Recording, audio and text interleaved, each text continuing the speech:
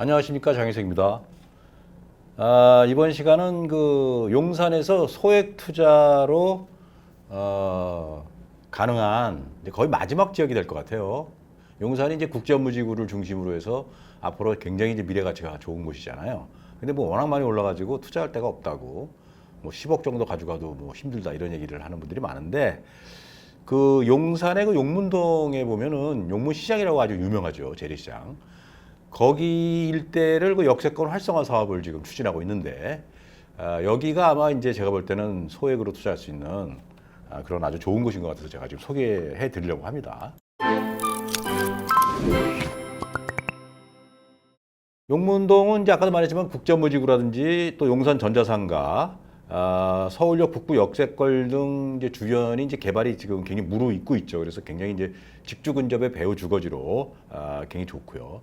그다음에 이제 지하철들이 이제 굉장히 잘 발달돼 있어서 교통의 요지죠. 그래서 지금보다도 이제 앞으로도 미래 가치가 더 좋아지는 곳인데, 역세권은 이제 그 부도심이 이제 낡은 곳을 그 재개발하는 이제 사업이 있는데 두 가지가 있어요. 하나는 이제 여러분들 잘 아시겠지만 역세권 시프트라고 하는 게 있고, 그다음에 이제 최근에 많이 추진하고 있는 게 역세권 활성화 사업인데, 이거는 이제 전부 이제 일단 용적률을 많이 이제 증가시켜 주죠. 그래서 그 늘어나는 용적률의 절반을 이제 공공 기여를 통해서 이제 한다는 거. 그것 때문에 이제 개발하시는 주체분들도 좋고 또 정부에서도 좋고 해서 일석이조의 사업이다 이렇게 되는 거죠.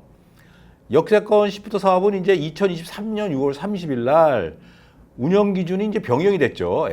2만 제곱미터 이하로 이제 상한 기준이 신설이 됐어요. 그래서 이 사업을 추진하던 상당수가 다른 사업 방식으로 이제 방향을 전환할 수밖에 없었죠.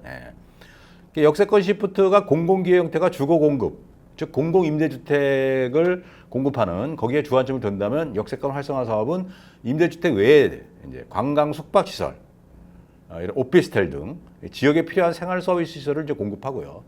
그외 창의, 혁신, 디자인 등 요건을 충족하게 되면 추가 용률을 또 이제 더 부여한다는 이제 그런 장점이 있습니다. 2023년 4월에 서울시가 역세권 활성화 사업 설명회를 했습니다. 이때 자료를 보면은 저이형 저활성화 역세권 등의 복합 개발을 통해서 활력 넘치는 컴팩트 시티를 조성하겠다 이런 얘기고요. 그래서 이제 용도 지역을 이제 변경해서 용적률을 증가시켜 줍니다. 그래서 민간 활용과 지역 필요 시설을 확충하는 데 두 가지 이익을 쫓겠다 이런 뜻인데, 증가 용적률의 2분의 1은 이제 민간 사업을 유인할 수 있는 동력이기 때문에 이걸로 공공 필요 시설을 확충합니다. 공공 임대주택이나 공공 임대 상가 등. 지금 현재 2019년 6월에 이제 이 제도가 도입이 됐는데, 이 이후에 총 41개소가 지금 추진 중입니다. 계획 입안 또는 결정이 17개고요. 사업 계획을 수립하고 있는 곳이 한 24개소 이렇게 됩니다. 이번에 이제 2024년 4월에 개정한 내용을 좀 보시면 사업 대상을 좀 확대했어요. 그때는 역세권 250m였는데 지금 350m까지 간선도로변 노선형 상업 지역까지 확대를 했습니다. 그다음 복합용도 개발을 실현하겠다. 복합용도 개발을 위한 업무 관광 숙박시설을 도입을 유도합니다. 그래서 복합 용도 개발 시 용도 지역을 최대 4단계까지 상향 가능하다 이런 얘기입니다. 그래서 2종 일반 주거가 이제 일반 상업 지역까지도 용도 지역이 변경이 될 수 있는 겁니다. 그래서 용적률 인센티브를 확대를 하는데, 관광 숙박 및 스마트 친환경 건축물 유도 인센티브 추가합니다. 그래서 친환경은 최대 37.5%까지 용적률을 추가해 주고요. 관광 숙박 시설이 들어오게 되면 최대 160%까지 추가해 주고, 창의 혁신 디자인을 이제 도입하면 최대 110%가 추가하기 때문에 용적률이 굉장히 늘어나는 거죠. 그리고 사업이 이제 지연되면 안 되니까 그 사업 지연 요소를 최소화하기 위해서 주민 갈등 최소화 및 투기 방지로 신속한 사업 추진을 도모하겠다는 얘기입니다. 즉 도시정 비용 재개발로 추진할 때는 사업 여건을 강화하고요. 그래서 동의 여건은 대상지 선정 시 50%, 정비구역 주민 제한 시는 60%, 조합 설립 시는 75%로 강화했습니다. 그래서 일단 주민들이 원하게 되면 일사천리로 갈 수 있게끔 이렇게. 노후도 여건 같은 경우는 이제 정비 기본 계획과 동일합니다. 30년 이상 건축물이 60% 이상, 또 150제곱미터 미만 필지, 과소 필지라 그러죠. 40% 이상, 또는 2층 이하 건축물 50% 이상, 10년 이내 신축 건축물 비율이 15% 이상 되면 이제 지분 쪼기가 심한 곳이기 때문에 사업성이 떨어지잖아요. 그건 제외시킨다 이런 얘기입니다. 역세권 활성화도 용적률 책에 대해서 쭉 나와 있는데 한 번씩 쭉 검토해 보시면 많은 도움이 될 거예요. 재개발에서 제일 중요한 건 이제 용적률 아니겠습니까? 그래서 용적률을 많이 해줘야지 조합원들의 이익이 늘어나기 때문에 그 대신 여기서는 이제 절반 정도는 늘어난 종류의 절반 정도는 이제 공공임대주택으로 빼겠다는 얘기죠. 지금 용산이 지금 현재 개발되고 있는 곳을 제가 이제 지도상으로 한번 뽑아봤는데 효창공원 압력 W역세권 쪽에 지금 두 개가 있죠. 효창공원 압력 도시정경 재개발. 그 다음에 원효로 일가 도시정경 재개발. 모두 지금 정비구역 지정을 지금 눈앞에 두고 있습니다. 그 다음에 이제 용문동 38번지, 39번지 일대가 이제 모아타운을 추진하고 있어요. 그리고 건너편에 효창공원 압력 도심공공주택 복합사업 후보지로 선정이 된 곳이 있는데 여기도 지금 현재 좀 답보 상태이긴 하지만 뭔가 진전이 있긴 있다고 합니다. 그리고 나서 이제 용문시장 역세권 활성화 재개발 추진 구역이 이렇게 있죠. 그리고 왼쪽 편에 이제 원효로 3가 재개발 추진 1, 2 구역이 있고요. 그리고 이제 용산 전자상가가 지금 리모델링 중인데 용산 전자상가 있고 그 밑에가 이제 우리가 잘 아시는 용산 국제무지구 어마어마하게 이제 큰 규모의 개발이 지금 앞두고 있습니다. 용문시장 역세권 활성화 사업 도시경비용 재개발 현황을 좀 보겠습니다. 용산구 용문동 25-1번지 일대입니다. 9,854제곱미터입니다. 2종 일반 주거지역이에요. 현재로서는요. 예. 대로변으로 이제 이렇게 쭉 원효로 2가 로타리까지 가는 대로변에 있죠. 토지등 소유자는 156명입니다. 이 중에 주택 소유자는 40명이니까 주택보다는 이제 상가, 점포가 많죠. 그리고 지분이 큰 근생 소유자가 여기 많은 편입니다. 예. 노후도는 93.85%니까요. 30년 이상 건축물이 92.3%고 가소필지가 47.8%. 추진준비위원회가 추천한 건데 여기는 뭐 가보시면 알지만 뭐 굉장히 낡은 동네죠. 재개발이 지금 말이 나온 지는 벌써 40년 넘었어요. 근데 아직 진행이 잘 안 되고 있는 겁니다. 2021년 이후에 가로택 정비 사업을 추진했었어요. 2023년 8월에 서울시 운영기준 변경으로 역세권 범위가 250, 350m로 확대되면서 역세권 활성화 사업으로 전환했습니다. 여기가. 2023년 12월에 주민설명회를 했습니다. 이후 동의서 진구로 시작했는데 2024년 8월 현재 약 57%를 진구했다. 이게 이제 추진준비위원회 자료입니다. 2024년 5월에 용산구청에 역세권 활성화 사업 대상지 선정 신청 및 주민 제안을 접수를 했습니다. 이제 시작이 된 거죠. 예. 이제 용문시장 내부하고 이제 전경을 한번 사진을 찍어봤습니다.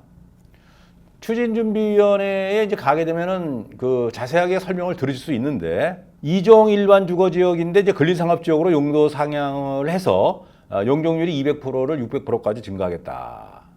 여기에다가 이제 창의혁신 디자인을 집어넣게 되면 또 특별건축구역으로 지정을 받는데 이렇게 되면 최대 720%까지 상향이 된답니다. 그래서 건축계획은 지금 용적률이 600%를 받게 되면은 지하 6층에 지상 29층 이렇게 지을 수가 있고요. 이 중에 아파트가 이제 8에서 29층이고 438세대, 상가는 이제 18,000제곱미터 정도 할 수 있다 이런 얘기입니다. 근린상업 그 지역으로 종상향을 하게 되면은 공공기여율이 이제 3.23% 부지면적 기준으로요. 여기는 이제 의무 제공해야 되죠. 예. 그래서 공공기여 총량의 30% 이상 공공주택을 공급하고 공공주택, 나머지는 지역 필요시설, 공공임대상가 등으로 공급하게 되어 있습니다. 자, 용문시장의 경우에는 이제 1, 2층에 기존 판매시설 입주를 합니다.